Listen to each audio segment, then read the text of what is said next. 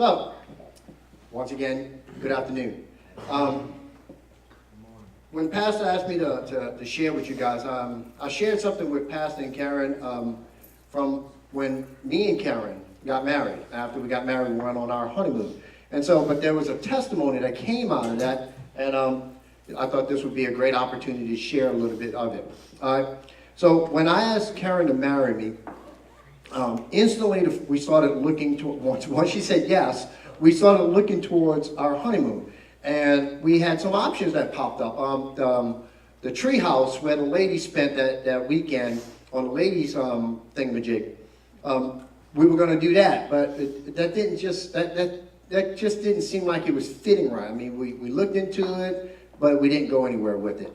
And so then we were thinking about a cruise. I'm like, yes, let's take a week-long cruise. Let's get on a boat and just go to the Bahamas or something like that. And we actually had a couple of travel agents call us up, and we tried to move in that direction, but then it didn't happen either. It just fizzed. You know, it's not like we said, no, we're not going to do that. It's just that the attention towards it just seemed to not be there. And then Karen let me know that she has a timeshare, which, man, if I would have known that, I would have married her months ago. But she has a timeshare. And with the timeshare, she goes, yeah, we could stay at this condo, because I don't know how timeshares work. She goes, we could stay at this condo. I said, well, let's look at Tennessee. Let's look at Pigeon Forge. I mean, that'd be great. So we actually called up and booked our honeymoon in Pigeon Forge. And we were like excited. I mean, we're going to go up there. We're going to ski. We're going to do all that fun stuff, do all the theaters there. They have shows up there. But then that just seemed to not want to work out either. So what we said, you know, I mentioned, I was talking to the Hawkins and the Thorntons about Branson. And they were talking about all the theaters that go on in Branson. And I was hearing all these great things about it. I said, you know what, that's what I want to do. I said, Karen, how do you feel about going to Branson, Missouri, and watch all the shows and do all the activities out there? Because they say it's an adult's Disney World out there. I don't have to fight with Mickey Mouse or anything like that. It's just a fun place to be. And she goes, you know what, let's do it. So we canceled one honeymoon, and we moved it all over to the other one. We're going to stay at this condo in Branson, Missouri. So the day happens, we get married, and then we get up and we go the next day. Sunday, we're driving out to Hot Springs, Arkansas, because I've been there before, and there's this spot called Bathhouse Alley, and it's all these bathhouses. And I said, you know what, Karen, let's spend an evening in Hot Springs, Arkansas. I said, I want you to see this. I mean, the Hot Springs actually comes up, and they use these bathhouses with the hot springs, and it's pretty incredible. We'll do a tour so you can see what it's all about. So we get there, well, we wake up the next day and we go to tour. But guess what? The government shut down. And so they're all government workers. So when we get there, it's shut. It's shut down. So we have nothing to do. So then we decided, I said, you know what? Let's go walk in the park.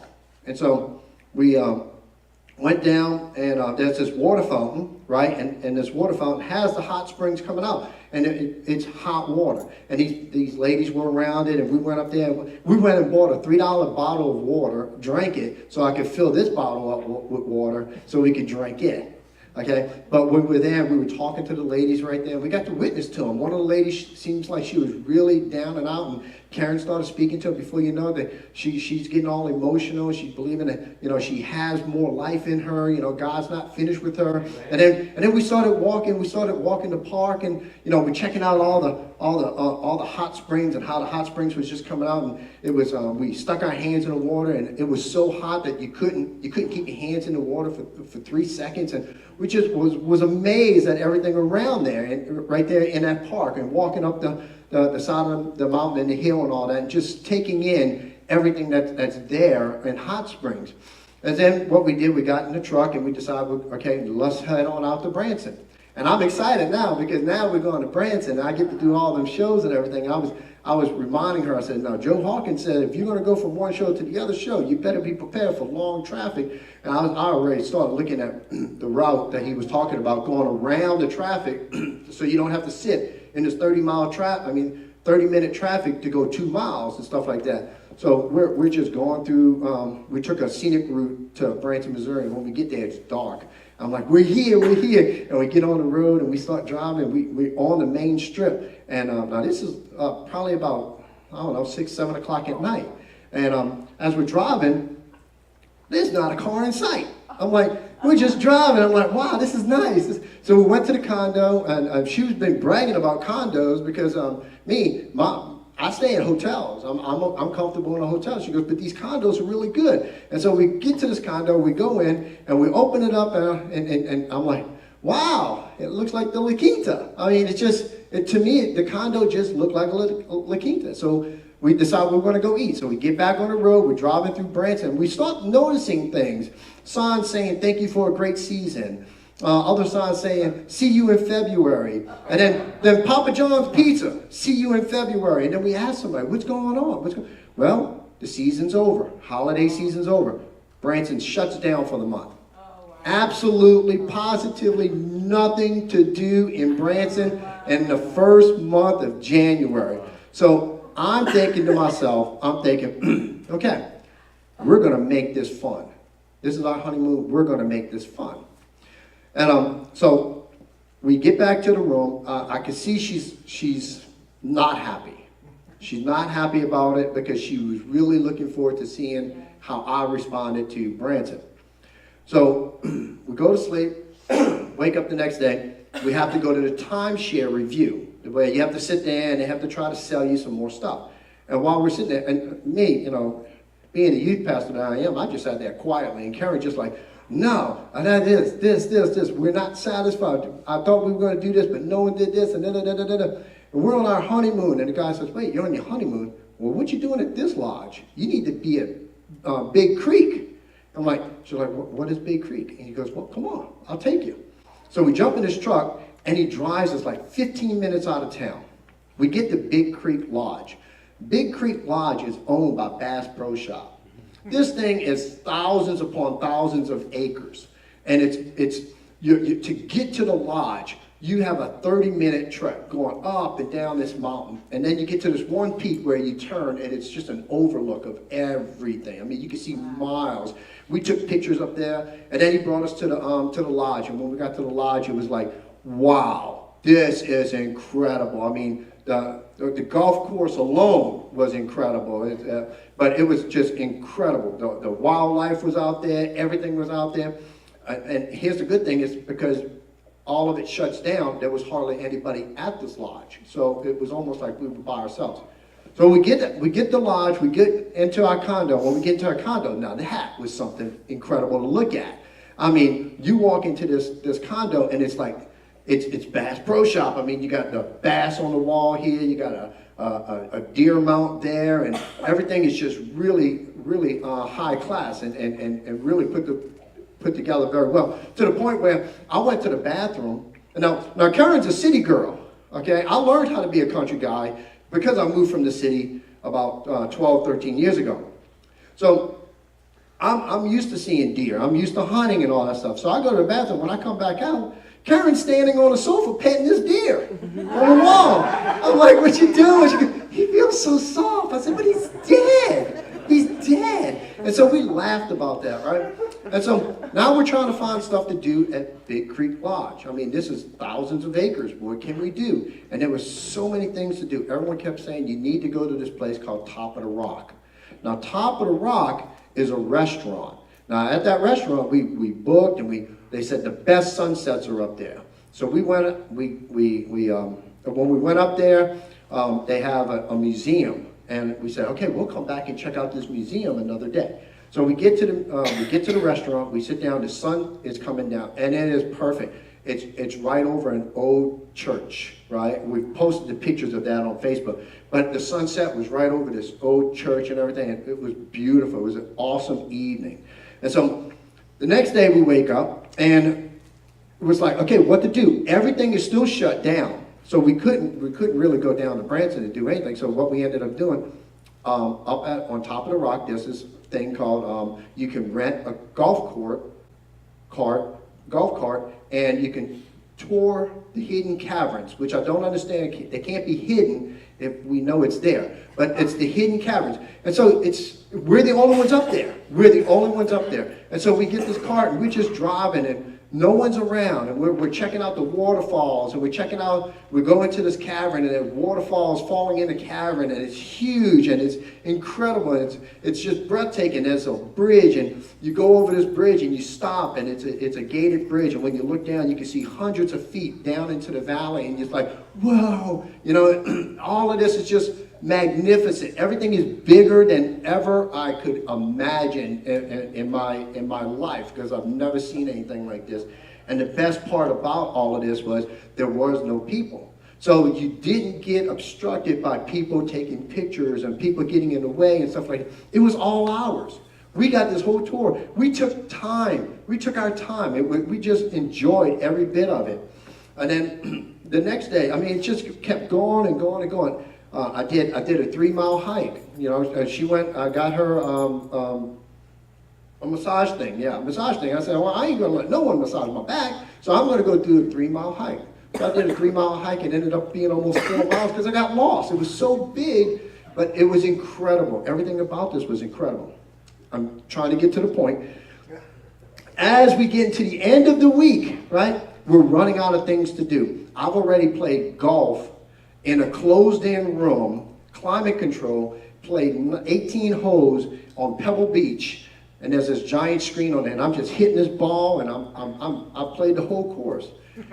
We did it all, everything.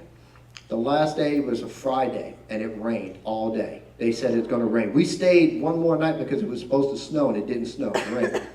So here's what we did. I said, we woke up. I said, you know what, Karen? It's raining. What do you want to do? We got to find something to do. This is our last night. So we get on Google. We start looking for things to do. We come across this place called Water Creek. Big Canyon. Big what? Big Canyon. Big who? Canyon. Big Canyon? Was it that one? Big Canyon. I think it's Big Canyon. And what we did, it's owned by Bass Pro Shop. And it's 50,000 acres of a nature park. And what you could do things like hiking, horseback riding, or you could take a tram and you could do a tour. But it was cold, it was raining, so horseback riding and hiking was out of the question. So we called up and they said, the last tram leaves at 1:30.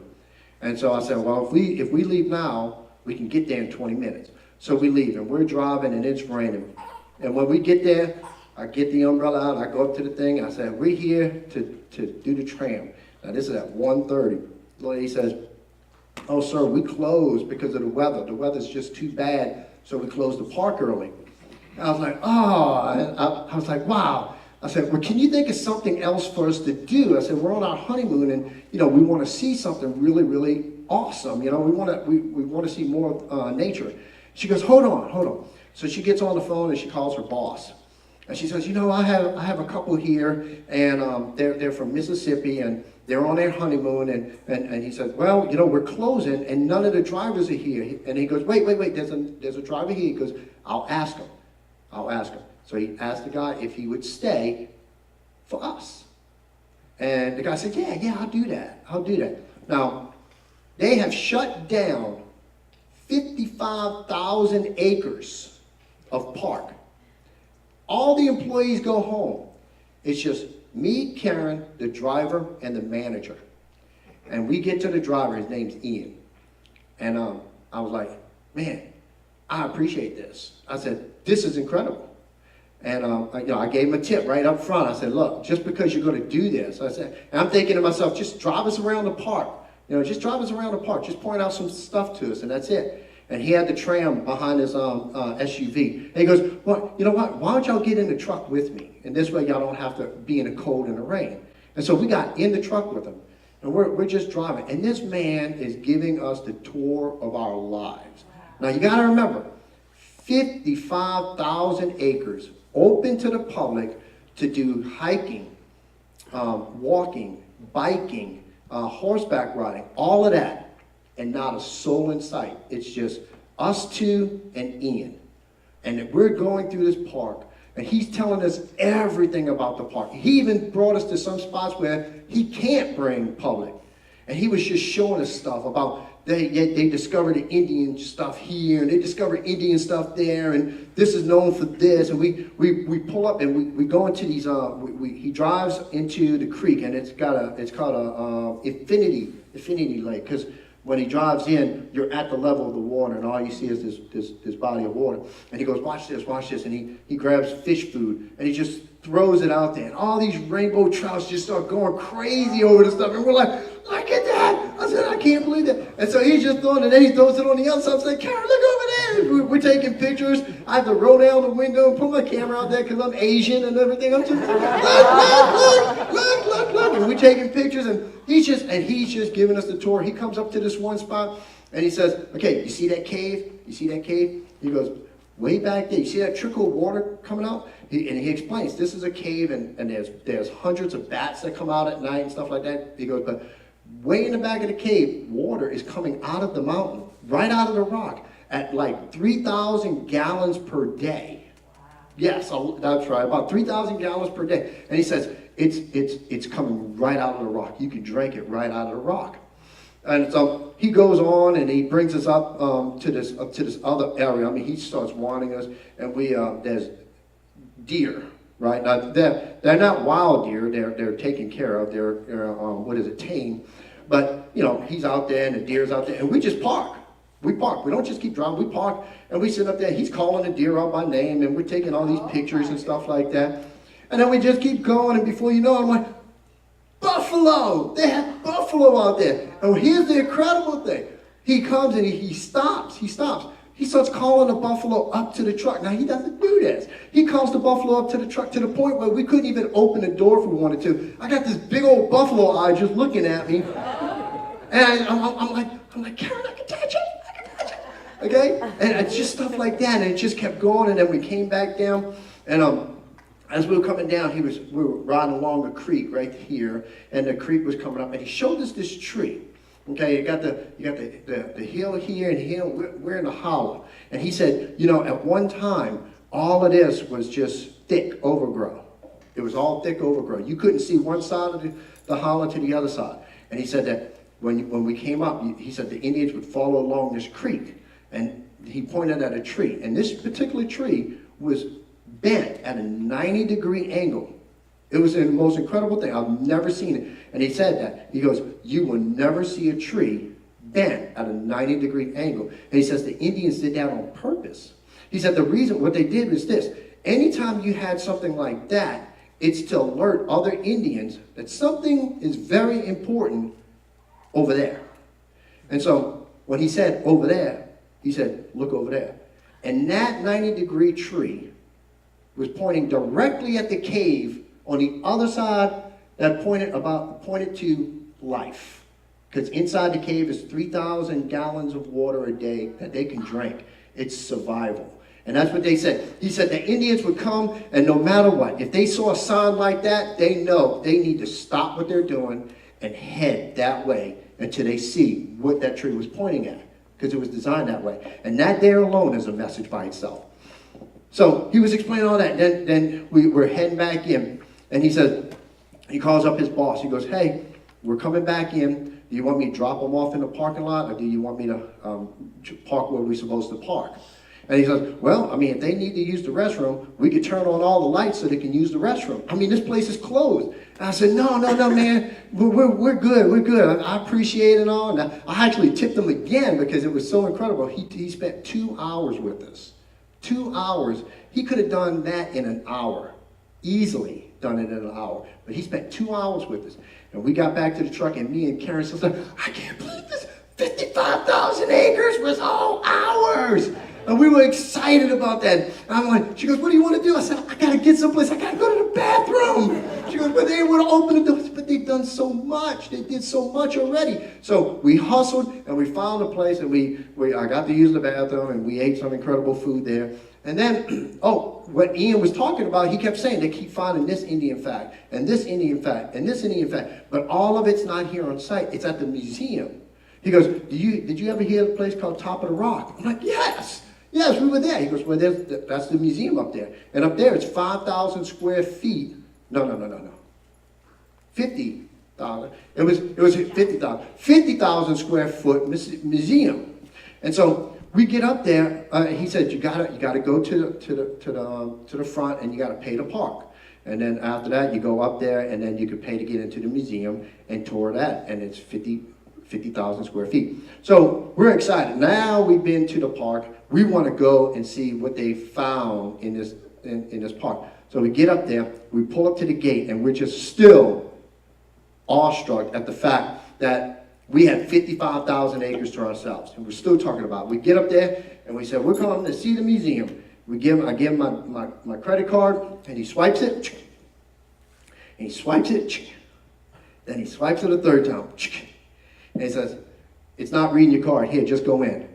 And so we got free parking. $10. Now, it's only $10, but my goodness, when you're from Mississippi, yeehaw, that's $10. And so I'm like, we're driving up the hill, going to the place. I'm like, look, we got blessed. God gave us free parking. We had 50,000 acres, and now we get free parking. So we get up there, and we get to the museum. And when we get up to the museum, we're all excited. And the guy says, he's doing his little thing. He's saying, you know, all of this stuff here came from the nature park. I said, yes, we were just there. It was incredible. We explained the whole story to him. And he goes, wait, you guys are on your honeymoon? And he says, yes. He goes, well, come on. Don't worry about it. We're going to take care of this. So we got to go to the museum for free.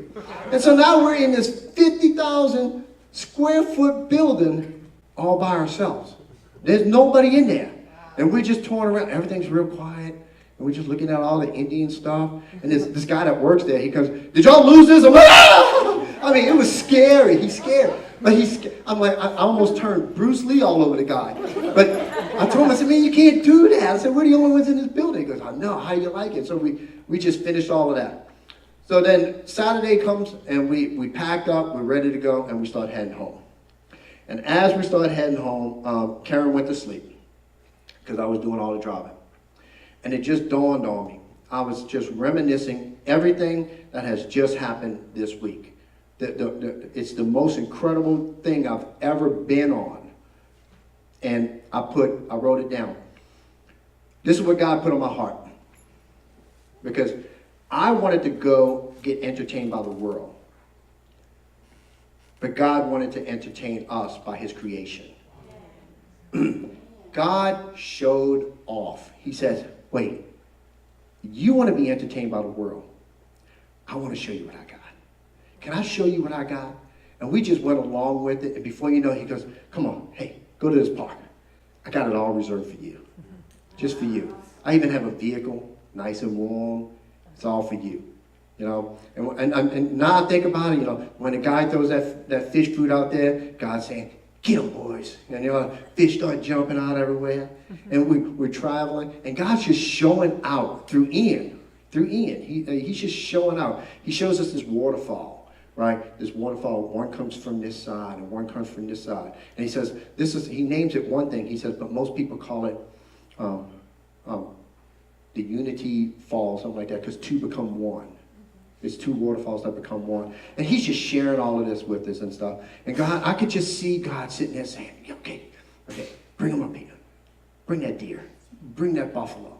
How do you like this? Go to the museum. Look, I want to show you this. I'm going to pay for the parking. I'll pay for the parking, Gene. Just go. And we went there. He goes, you know what? I love you guys. I'm going to treat y'all. Y'all going to go to this museum. I'm going to have some little guy sneak up behind y'all and scare you. And all of it. And then I'm just driving home, and I'm just thinking, I went to Branson, Missouri to be entertained by the world. But God wanted to entertain us with his creation. And that struck me on the power of relationship with God. What he so desires is a relationship with us. He wants to sit there and say, I did that for you. And he wants us to recognize that he did that for us. Karen was sharing with me the other day. God wants us to be specific in our prayers. And he says, because she said, when we're specific with God and that he answers that prayer exactly, we know exactly who answered the prayer. When you just have an open-ended prayer, you can question it, right? But if you're specific on your prayer, and that prayer gets answered, you know exactly who answered it.